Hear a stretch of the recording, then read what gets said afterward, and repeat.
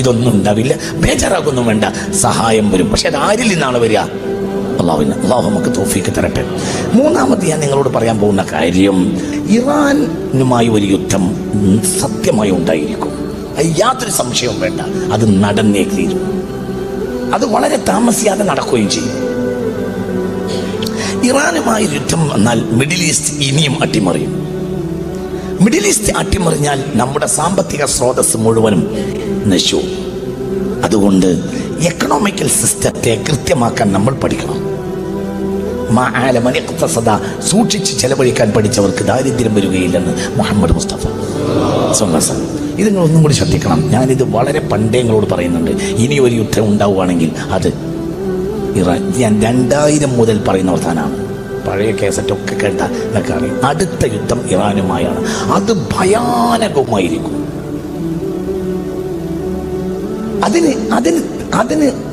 അതിനാരാ ചെയ്യുക? അതിന് മറ്റുള്ളവരാണ് ചെയ്യുക. എന്തുകൊണ്ട്? ഒരു നഷ്ടവും അവർക്കില്ല.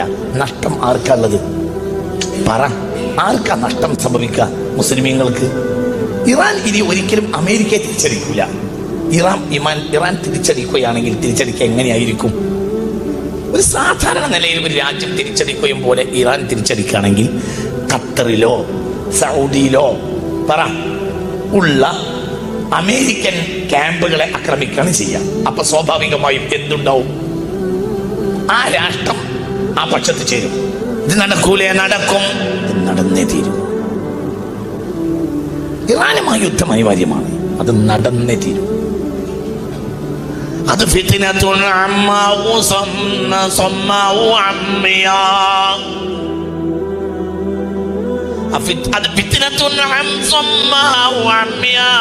അത് കണ്ണില്ലാത്തയും കാതില്ലാത്തയും യുദ്ധമായിരിക്കും. മനുഷ്യരാശി ഇന്ന് വരെ കണ്ടതിൽ വെച്ച് വലിയ യുദ്ധം സംഭവിക്കും.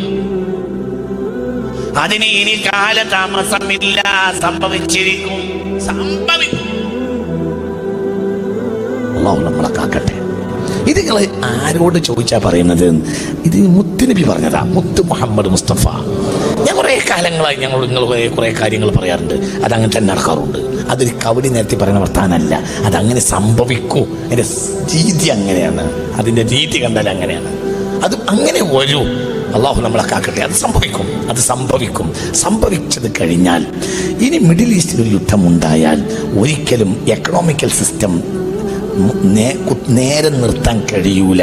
അത് ഏറ്റവും ബാധിക്കുക കേരളത്തിനെയാണ്. അനാവശ്യമായ ഷോപ്പിങ്ങുകളിൽ പെണ്ണുങ്ങളെ നിയന്ത്രിക്കണം. ഇന്നത്തെ നമ്മളെ സാഹചര്യം ഇപ്പോഴും നമ്മളെ പെണ്ണുങ്ങൾക്ക് മനസ്സിലായിട്ടില്ല. ഇതിനേക്കാൾ വലിയൊരു വിപത്താണ് ഇനി പറയാൻ പോണത്. അതായത് ഒരു കല്യാണം ഉണ്ടായി എന്ന് സങ്കല്പിക്കുക. ഒരു കല്യാണം ഉണ്ടായാൽ ആ കല്യാണത്തിന് പുതുവസ്ത്രം തുറക്കണം. അത് അങ്ങനെ തന്നെയല്ലേ പറയും?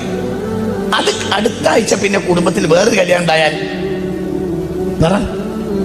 വേറെ തുറക്കണം. കല്യാണങ്ങൾക്ക് ചേഞ്ച് വന്നിട്ടുണ്ട്. അതായത് എന്റെ കുട്ടിക്കാലത്ത് കല്യാണം എന്ന് പറഞ്ഞാൽ ഒരുമിച്ച് ഭക്ഷണം കഴിക്കാനുള്ള അവസരം.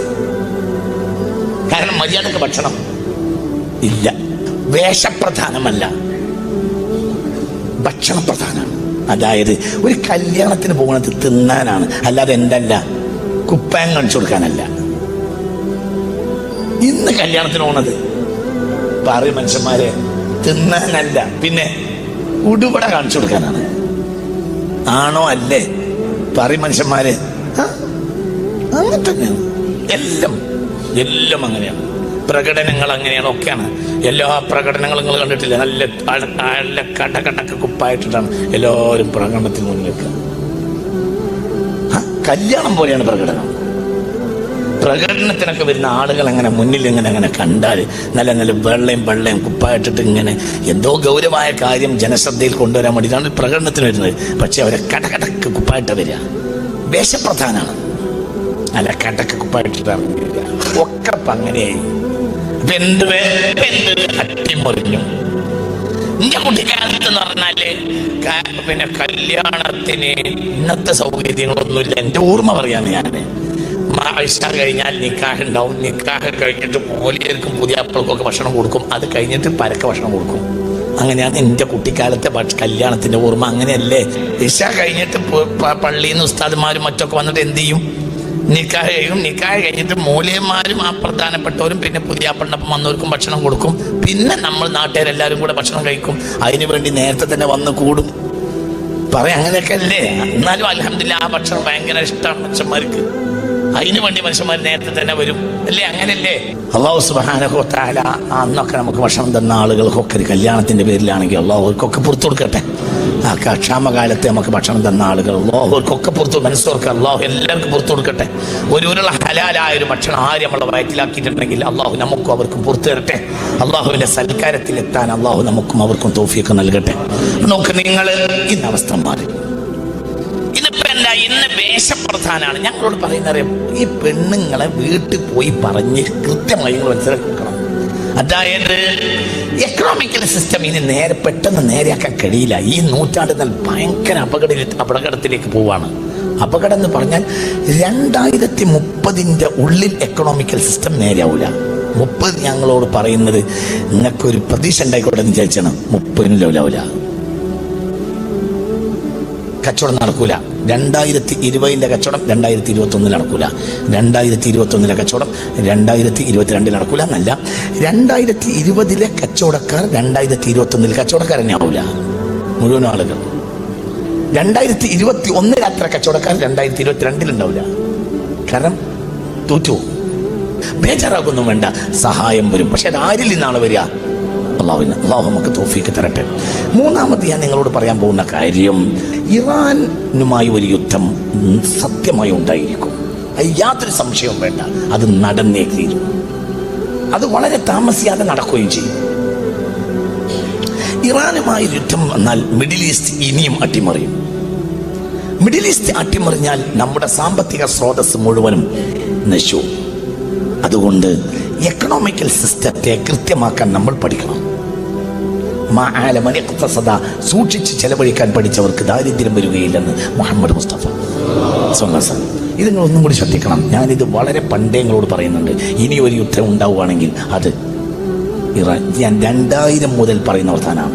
പഴയ കേസറ്റൊക്കെ കേട്ട എന്നൊക്കെയാണ്. അടുത്ത യുദ്ധം ഇറാനുമായാണ്. അത് ഭയാനകമായിരിക്കും.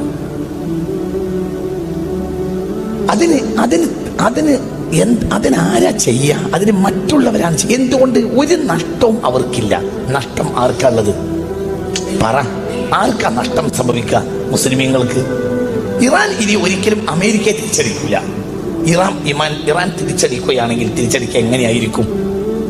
ഒരു സാധാരണ നിലയിൽ ഒരു രാജ്യം തിരിച്ചടിക്കുകയും പോലെ ഇറാൻ തിരിച്ചടിക്കുകയാണെങ്കിൽ ഖത്തറിലോ സൗദിയിലോ പറ ഉള്ള അമേരിക്കൻ ക്യാമ്പുകളെ ആക്രമിക്കുകയാണ് ചെയ്യുക. അപ്പൊ സ്വാഭാവികമായും എന്തുണ്ടാവും?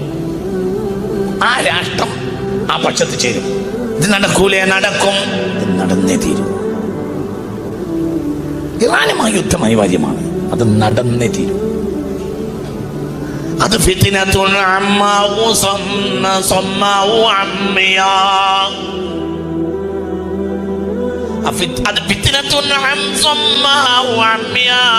അത് കണ്ണില്ലാത്തയും കാതില്ലാത്തയും യുദ്ധമായിരിക്കും. മനുഷ്യരാശി ഇന്ന് വരെ കണ്ടതിൽ വെച്ച് വലിയ യുദ്ധം സംഭവിക്കും. അതിന് ഇനി കാലതാമസമില്ല, സംഭവിച്ചിരിക്കും. അല്ലാഹു നമ്മളെ കാക്കട്ടെ. ഇത് നിങ്ങൾ ആരോട് ചോദിച്ചാ പറയുന്നത്? ഇത് മുത്തുനബി പറഞ്ഞതാ, മുത്ത് മുഹമ്മദ് മുസ്തഫ. ഞാൻ കുറെ കാലങ്ങളായി നിങ്ങൾ കുറെ കാര്യങ്ങൾ പറയാറുണ്ട്. അതങ്ങനെ തന്നെ നടക്കാറുണ്ട്. അതൊരു കവടി നേരത്തെ പറയുന്ന വർത്താനല്ല. അതങ്ങനെ സംഭവിക്കൂ. അതിന്റെ രീതി അങ്ങനെയാണ്. അതിന്റെ രീതി കണ്ടാൽ അങ്ങനെയാണ്. അത് അങ്ങനെ വരൂ. അള്ളാഹു നമ്മളെ കാക്കട്ടെ. അത് സംഭവിക്കും. അത് സംഭവിക്കും. സംഭവിച്ചത് കഴിഞ്ഞാൽ ഇനി മിഡിൽ ഈസ്റ്റിൽ ഒരു യുദ്ധം ഉണ്ടായാൽ ഒരിക്കലും എക്കണോമിക്കൽ സിസ്റ്റം നേരെ നിർത്താൻ കഴിയൂല. അത് ഏറ്റവും ബാധിക്കുക കേരളത്തിനെയാണ്. അനാവശ്യമായ ഷോപ്പിങ്ങുകളിൽ പെണ്ണുങ്ങളെ നിയന്ത്രിക്കണം. ഇന്നത്തെ നമ്മളെ സാഹചര്യം ഇപ്പോഴും നമ്മളെ പെണ്ണുങ്ങൾക്ക് മനസ്സിലായിട്ടില്ല. ഇതിനേക്കാൾ വലിയൊരു വിപത്താണ് ഇനി പറയാൻ പോണത്. അതായത് ഒരു കല്യാണം ഉണ്ടായി എന്ന് സങ്കല്പിക്കുക. ഒരു കല്യാണം ഉണ്ടായാൽ ആ കല്യാണത്തിന് പുതുവസ്ത്രം തുറക്കാം. അത് അങ്ങനെ തന്നെയല്ലേ പറയും? അത് അടുത്ത ആഴ്ച പിന്നെ കുടുംബത്തിൽ വേറൊരു കല്യാണം ഉണ്ടായാൽ വേറെ തുറക്കണം. കല്യാണങ്ങൾക്ക് ചേഞ്ച് വന്നിട്ടുണ്ട്. അതായത് എന്റെ കുട്ടിക്കാലത്ത് കല്യാണം എന്ന് പറഞ്ഞാൽ ഒരുമിച്ച് ഭക്ഷണം കഴിക്കാനുള്ള അവസരം. കാരണം മര്യാദക്ക് ഭക്ഷണം ഇല്ല. വേഷപ്രധാനമല്ല, ഭക്ഷണപ്രധാനമാണ്. അതായത് ഒരു കല്യാണത്തിന് പോകുന്നത് തിന്നാനാണ്, അല്ലാതെ എന്തല്ല കുപ്പായം കാണിച്ചു കൊടുക്കാനല്ല. ഇന്ന് കല്യാണത്തിന് പോണത് പറയും മനുഷ്യന്മാരെ തിന്നാനല്ല, പിന്നെ ഉടുപട കാണിച്ചു കൊടുക്കാനാണ്. ആണോ അല്ലേ? പറയും മനുഷ്യന്മാരെ. അങ്ങനെ തന്നെയാണ് എല്ലാം, എല്ലാം അങ്ങനെയാണ്. പ്രകടനങ്ങൾ അങ്ങനെയാണ്, ഒക്കെയാണ്. എല്ലാ പ്രകടനങ്ങളും നിങ്ങൾ കണ്ടിട്ടില്ല? നല്ല കടകടക്ക് കുപ്പായിട്ടിട്ടാണ് എല്ലാവരും പ്രകടനത്തിന് മുന്നിൽ വെക്കുക. കല്യാണം പോലെയാണ് പ്രകടനം. പ്രകടനത്തിനൊക്കെ വരുന്ന ആളുകൾ അങ്ങനെ മുന്നിൽ അങ്ങനെ കണ്ടാൽ നല്ല നല്ല വെള്ളയും കുപ്പായിട്ടിട്ട് ഇങ്ങനെ എന്തോ ഗൗരവമായ കാര്യം ജനശ്രദ്ധയിൽ കൊണ്ടുവരാൻ വേണ്ടിയിട്ടാണ് പ്രകടനത്തിന് വരുന്നത്. പക്ഷെ അവരെ കടകടക്ക് കുപ്പായിട്ട് വരിക വേഷപ്രധാനമാണ്. അല്ല, കടക്ക് കുപ്പായിട്ടിട്ടാണ് ഒക്കെ അങ്ങനെയായി. അട്ടിമറിഞ്ഞു. എന്റെ കുട്ടിക്കാലത്ത് എന്ന് പറഞ്ഞാല് പിന്നെ കല്യാണത്തിന് ഇന്നത്തെ സൗകര്യങ്ങളൊന്നുമില്ല. എന്റെ ഓർമ്മ പറയാണ് ഞാന്.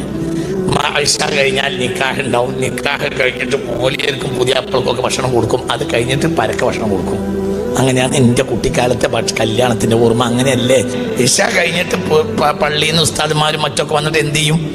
നിക്കാഹ് കഴിയും. നിക്കാഹ് കഴിഞ്ഞിട്ട് മൂല്യന്മാരും ആ പ്രധാനപ്പെട്ടവരും പിന്നെ പുതിയാപ്പളിനൊപ്പം വന്നവർക്കും ഭക്ഷണം കൊടുക്കും. പിന്നെ നമ്മൾ നാട്ടുകാരെല്ലാവരും കൂടെ ഭക്ഷണം കഴിക്കും. അതിനു വേണ്ടി നേരത്തെ തന്നെ വന്ന് കൂടും. പറയാം അങ്ങനെയൊക്കെ അല്ലേ? എന്നാലും അൽഹംദുലില്ലാ ആ ഭക്ഷണം ഭയങ്കര ഇഷ്ടമാണ് മനുഷ്യന്മാർക്ക്. അതിനു വേണ്ടി മനുഷ്യന്മാർ നേരത്തെ തന്നെ വരും അല്ലേ? അങ്ങനല്ലേ? അല്ലാഹു സുബ്ഹാനഹു വ തആല അന്നൊക്കെ നമുക്ക് ഭക്ഷണം തന്ന ആളുകൾക്കൊക്കെ ഒരു കല്യാണത്തിന്റെ പേരിലാണെങ്കിൽ അല്ലാഹുവർക്കൊക്കെ പുറത്തു കൊടുക്കട്ടെ. ആ ക്ഷാമകാലത്ത് നമുക്ക് ഭക്ഷണം തന്ന ആളുകൾ അല്ലാഹുവർക്കൊക്കെ പുറത്തു മനസ്സോർക്ക് അല്ലാഹു എല്ലാവർക്കും പുറത്തു കൊടുക്കട്ടെ.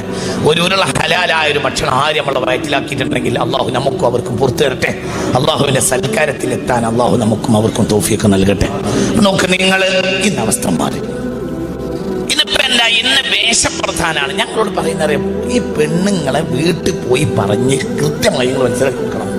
അതായത് എക്കണോമിക്കൽ സിസ്റ്റം ഇനി പെട്ടെന്ന് നേരെയാക്കാൻ കഴിയില്ല. ഈ നൂറ്റാണ്ട് ഭയങ്കര അപകടത്തിലേക്ക് പോവാണ്. അപകടം എന്ന് പറഞ്ഞാൽ 2030 ഉള്ളിൽ എക്കണോമിക്കൽ സിസ്റ്റം നേരെയാവൂല. 30 ഞങ്ങളോട് പറയുന്നത് നിങ്ങൾക്കൊരു പ്രതീക്ഷ ഉണ്ടായിക്കോട്ടെ എന്ന് വിചാരിച്ചാണ്. 30 ലെവലാവൂല, കച്ചവടം നടക്കൂല. 2020 കച്ചവടം 2021 നടക്കൂല. 2021 കച്ചവടം 2022 നടക്കൂല എന്നല്ല, 2020 കച്ചവടക്കാർ 2021 കച്ചവടക്കാർ തന്നെ ആവൂല മുഴുവൻ ആളുകൾ. 2021 അത്ര കച്ചവടക്കാർ 2022 ഉണ്ടാവില്ല. കാരണം തോറ്റു, സിസ്റ്റം തകർന്നു പോവുകയാണ്. അള്ളാഹു നമ്മളെ കാക്കട്ടെ.